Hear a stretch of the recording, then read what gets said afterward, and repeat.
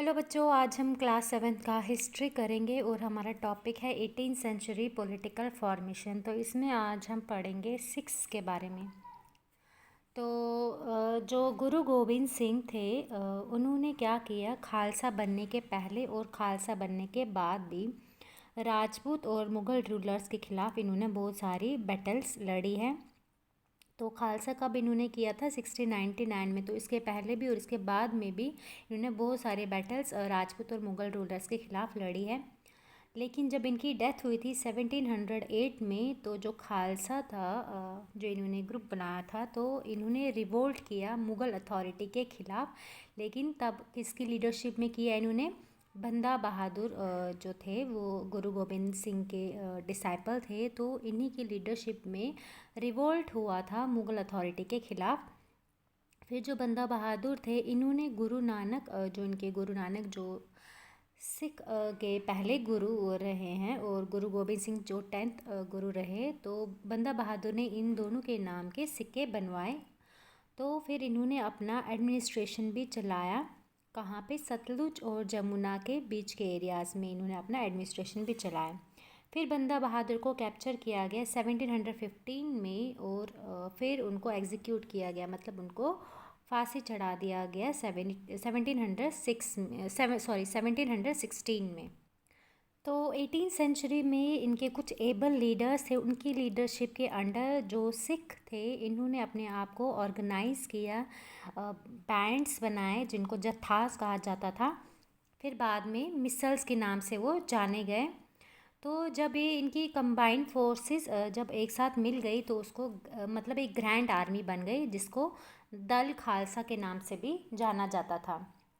तो फिर ये सारे कहाँ पे मिलते थे? अमृतसर में मिलते थे, और दो फेस्टिवल्स के टाइम पे ये लोग मिलते थे। कौन से दो फेस्टिवल्स थे? बैसाखी और दिवाली पे ये मिलते थे अमृतसर में, ताकि ये कलेक्टिव डिसीजंस ले सके। और उस कलेक्टिव डिसीजंस का क्या नाम था?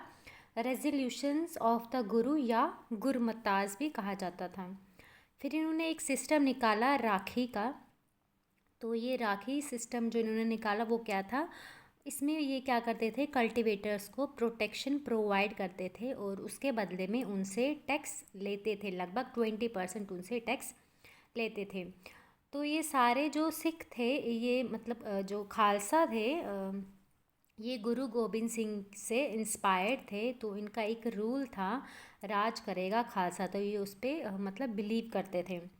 तो इनकी जो ऑर्गेनाइजेशन होती थी, इन्होंने मुग़ल गवर्नर्स, यानी मुग़ल गवर्नर्स पहले, फिर उसके बाद में अहमद शाह अब्दाली के ख़िलाफ़ बहुत सारे रिवोल्ट किए, सॉरी। तो इन्होंने जो था, जो खालसा थे, उन्होंने डिक्लेयर किया अपना सॉवरन रूल डिक्लेयर किया 1765 में, और फिर से वही सिक्के चलाए। जब इनकी डेथ हो गई थी बंदा बहादुर की 1716 में, तो उस टाइम पे जो उन्होंने जब अपना 1715 में जो कॉइन्स बनवाए थे गुरु नानक के नाम पे, और गुरु गोविंद सिंह जी के नाम पे जो कॉइन्स बनवाए थे, उनके नाम से जो चलाए थे, वो उस टाइम पे उनकी डेथ, बंदा बहादुर की डेथ के बाद वो बंद हो गए थे। लेकिन 1765 में वो कॉइन फिर से इन्होंने शुरू किए खालसा ने, और उन पे वही सेम इंस्क्रिप्शन था जो बंदा बहादुर ने बनवाए थे। फिर इनके फेमस राजा आए, वो थे महाराजा रणजीत सिंह। इन्होंने इन सारे ग्रुप्स, जो खालसा के जितने भी ग्रुप्स थे, उनको रीयूनाइट किया, और इन्होंने अपना जो कैपिटल है वो लाहौर में इस्टेब्लिश किया 1799 में। अब बात करते हैं मराठास की। तो जो मराठा किंगडम था, ये एक पावरफुल रीजनल किंगडम बना मुग़ल रूल के ख़िलाफ़। तो जो शिवाजी थे, इन्होंने एक स्टेबल किंगडम कार्व आउट किया, मतलब एक स्टेबल किंगडम बनाया। किसकी हेल्प से? देशमुख की हेल्प से। और ये देशमुख कौन थे? ये पावरफुल वॉरियर फैमिली से बिलोंग करते थे। और कुनबीज एक और वर्ड है। ये कुनबीज कौन थे? ये किसान थे। इनको बाद में जो कुनबीज जो थे, इनको मराठा आर्मी में इनकॉर्पोरेट कर दिया गया। जब शिवाजी की डेथ हो गई, तो जो पावर थी वो सारी किसके हाथ में चली गई?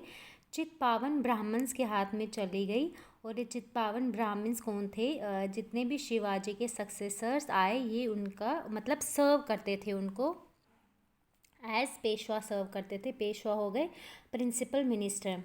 तो मराठा किंगडम का कैपिटल पूना बन गया। फिर क्या हो गया?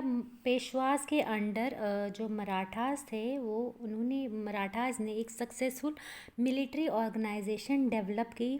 तो जब इनकी मिलिट्री ऑर्गेनाइजेशन डेवलप हुई तो इन्होंने मुगल्स के जितने भी सिटीज़ थे उन पे रेड की।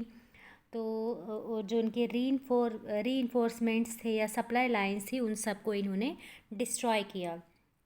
फिर 1720 से लेकर 1761 तक जो मराठा एम्पायर था वो बहुत ज़्यादा एक्सपैंड हो गया था। तो इतना ज़्यादा एक्सपैंड हो गया था, इन्होंने मुग़ल एम्पायर को वहाँ से डिस्ट्रॉय कर दिया था, उनकी अथॉरिटी को डिस्ट्रॉय कर दिया था।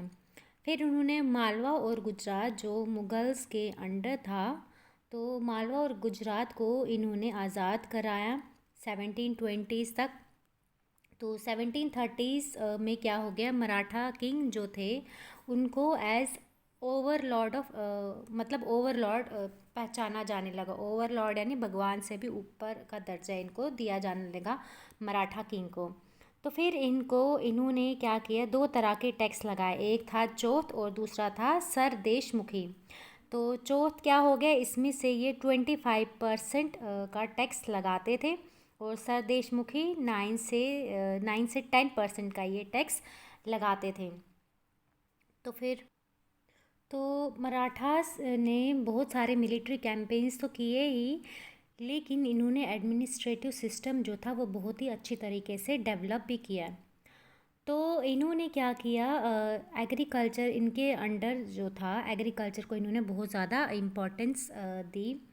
तो कुछ मराठा चीफ्स थे यानी सरदार जो थे मराठास के, जैसे कि सिंधिया ऑफ ग्वालियर, गायकवाड़ ऑफ बड़ौदा और भोसले ऑफ नागपुर, इन्होंने क्या किया? बहुत सारी पावरफुल आर्मीज़ को रेज़ किया। तो उज्जैन जो था वो एक्सपैंड हुआ सिंधियास के पैट्रोनेज में और इंदौर हुआ होलकर्स के अंडर ये एक्सपैंड हुआ।